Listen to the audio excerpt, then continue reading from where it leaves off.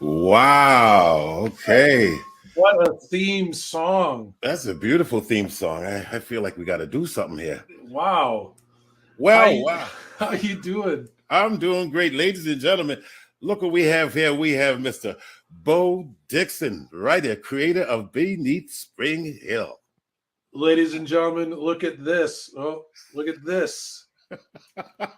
No, over here. Here. Wow. Jeremiah Sparks. Wow. The legend. The legend, he The says. actor, the one and only actor in Beneath Spring Hill, the Maurice Ruddick story. Well, not the only one. You're number one. I'm taking over. You're taking over, and how does that feel? It feels it feels cool. It feels interesting because I've never done this kind of thing. I've never done a one man play before, but it just feels cool to have the opportunity to do this. The fact that you've done it already is a very cool thing. So I have to ask you, how does it feel for you to pass it on to someone else? That must be interesting. Well, I should. It is very interesting, and it was nerve wracking until I found out that Jeremiah Sparks was the man doing the job. Because, ladies and gentlemen, Jeremiah and I have a past. We have a past relationship because not only did we work at Neptune's production of The Color Purple, but also Jeremiah was a part of my workshop, a musical that I'm co-writing, and I think twice you were in the workshop, or was Yes. it? Yeah. Yes, sir. And so we've known each other for a while, and that helps.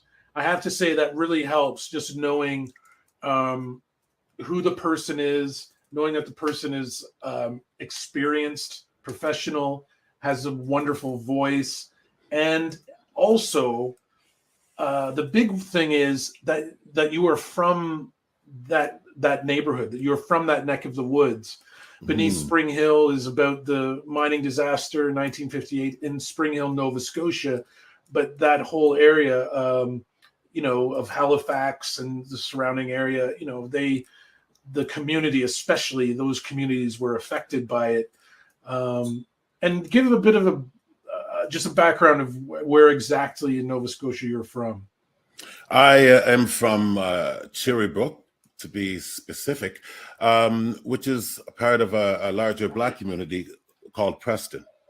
Preston is the largest Black community in Canada per capita, and I am from that community, born and bred, 7 generations.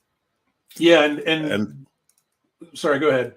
And yes, it's just so great to be able to bring this play to Nova Scotia, a Scotian play, a Scotian story. I just feel very honored to tell Maurice Ruddick's story. What a man he was, a man that was able to have hope in the midst of catastrophic events. It's a beautiful story, and I can't wait to tell it to my fellow Scotians. Well, I got I got a few emails from people in the West Coast when, ladies and gentlemen, Jeremiah premiered it in Vancouver at the Arts Club. This was, oh my goodness, the pandemic is. I'm lost as far as dates when you did that performance. August. Yes, August. It was in August. Yes. And I got rave reviews, people sending me emails, and Maurice Ruddick's great grandson specifically emailed me saying, "I saw the show. Oh my God, my dad would be so proud, and my grandfather." And he just actually asked me, can you send, a signed book, 10 copies, please. I'll e-transfer the money. And so you know, it is when you ask, you know, how does it feel for me to see someone else play the role? It is, you know, it's an honor to have someone from Nova Scotia representing and telling the story. It couldn't, we, we could not have had a better person on stage. You're just, you're perfect for the role. And, you know, when, you know, I talked to you briefly on the phone when we got word that it was coming to Halifax. You know, I was really moved by the fact that you're like, I can't wait for my mom to see this. Yes. And is she knows about it, and she's able to come? Is it still on? Is she? Oh, still on. She can't wait, and she knows who Maurice is. I was telling her because I had never heard of Maurice Ruddick before, and it's always cool when you hear a Black history that you never heard about. But I was telling her about the story, and she said, "You mean the singing miner?" And I said, "You know about the singing miner? What you know about the singing miner?" She said, "Oh yeah, he used to sing." And yeah, everybody heard about this miner, this Black miner, and the catastrophic event there, the bump in Springhill. So she knows all about the story. She's ready for this, and the whole family's excited. So I'm really excited to bring it home. Well, I'm so happy for you, bro. I so wish I could be there.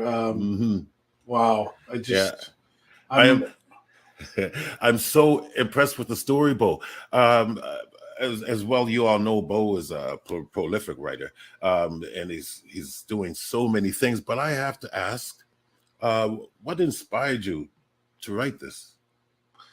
well, I had been writing historical fiction plays for a few years in Central Ontario, touring it to schools, public schools, and high schools. Other plays, all dealing with unsung heroes of our African diaspora, like Viola Desmond, Marie Joseph Angelique.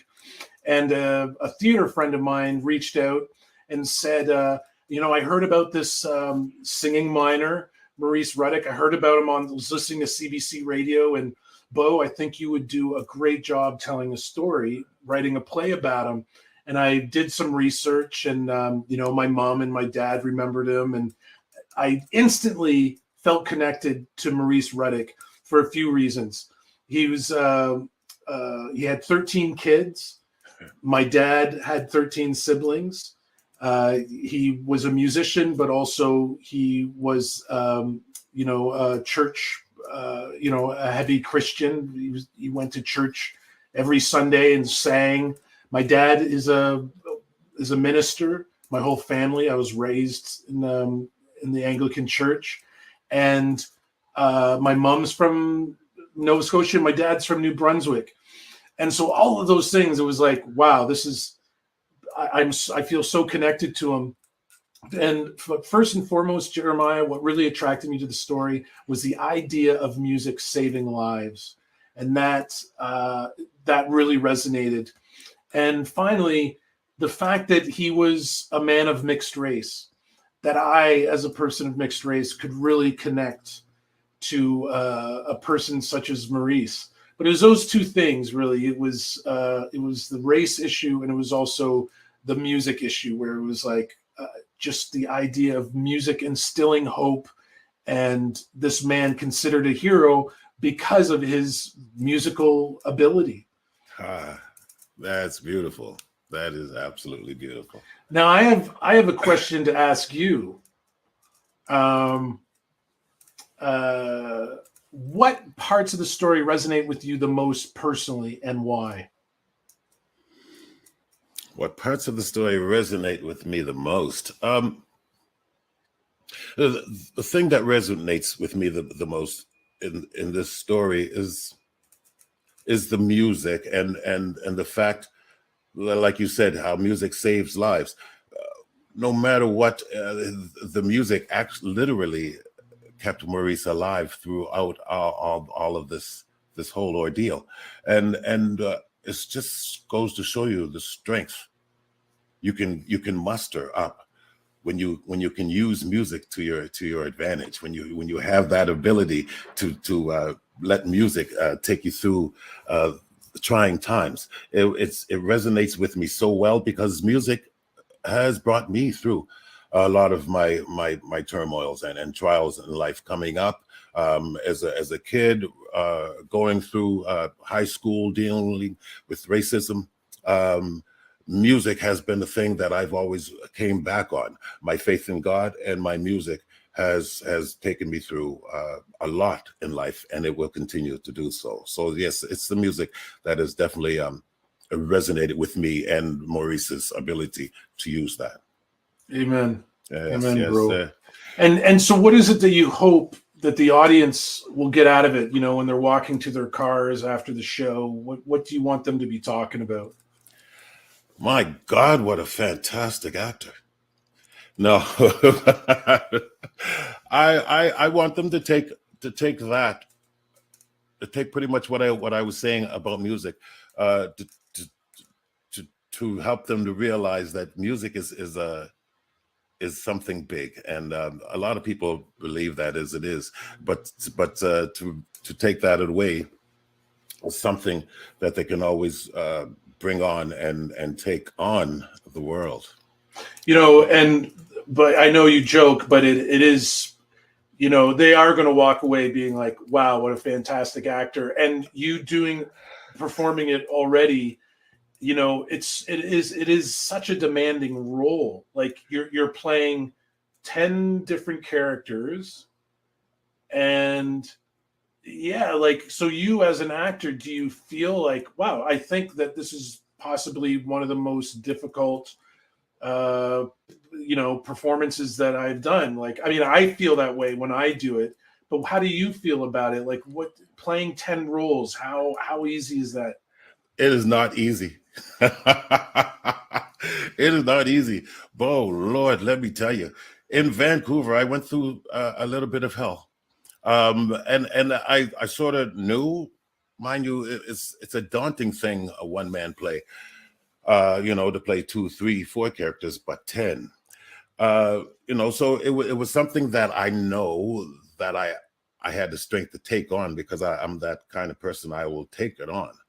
But because it was so daunting, I did a lot of studying, a lot of research, and trying to do things that would keep my nerves at bay. I blanked a couple times on stage there in Vancouver, and those although blank can last only 5 seconds, they're just so detrimental to your state of being while you're on stage. But those blanks actually help you. Those blanks actually, because they don't normally repeat themselves, and it's very important to be able to laugh at yourself when those kind of things happen, because you can be mad at yourself, and that doesn't help you. But it is not an easy role, and I'm thankful that I was able to take this on, because it has definitely stretched me. It definitely has stretched me and my abilities. So I'm really happy about that. And that's what we want as performers, as artists, to take on these gigs that are outside of our wheelhouse and that really make us sweat, and use those muscles that we very rarely use. So that is so great to hear. Listen from the right from the writer's mouth. Like, yes, I want this to be an actor's. I want this to be athleticism for the actor, but also for the actor to walk away being like, wow, I've added some muscle through this workout. Yes, sir. So for you, this is very interesting to me. What do you think? What are your pros and cons of being a writer and performer? The pros and cons. Well, I mean, the pros and cons specifically of this show, or of any show? This show. Well, of this show, it's hard to let go of certain things as the writer. It's like, oh, I like that line, I liked where I was going with it, but it's like, as an actor, it's hard to execute. and also the opposite, where it's like, as an actor, it's like, I want to go, I'm having trouble with this line, but it's such a good line. How do I work it? And so it's just a tug of war constantly. But I enjoy it. I love it. I love it. Awesome. Yes, gotta be cool. Jeremiah, before we go, I forgot to tell the people, for only the schools in the Nova Scotia Board, Halifax area, schools can see this. Educators, just go online to neptunetheater.com, tour co, and they can get private viewings online. Awesome. And that will be, the school show will be with this beautiful actor. And then this guy will be at Neptune. Come and see this guy live at Neptune. Oh my goodness. Oh my goodness, no. I'm Maurice Raddick. I'm 46 years old and I'm an African Canadian living here in Springhill, Nova Scotia with my wife and 12 children. Some people call me the single miner. Way, way down digging, down in the deep. I'm a coal digging, daddy digging, coal for my keep, filling box after box. That's how I earn my pay. It's down underground, I sing my blues away.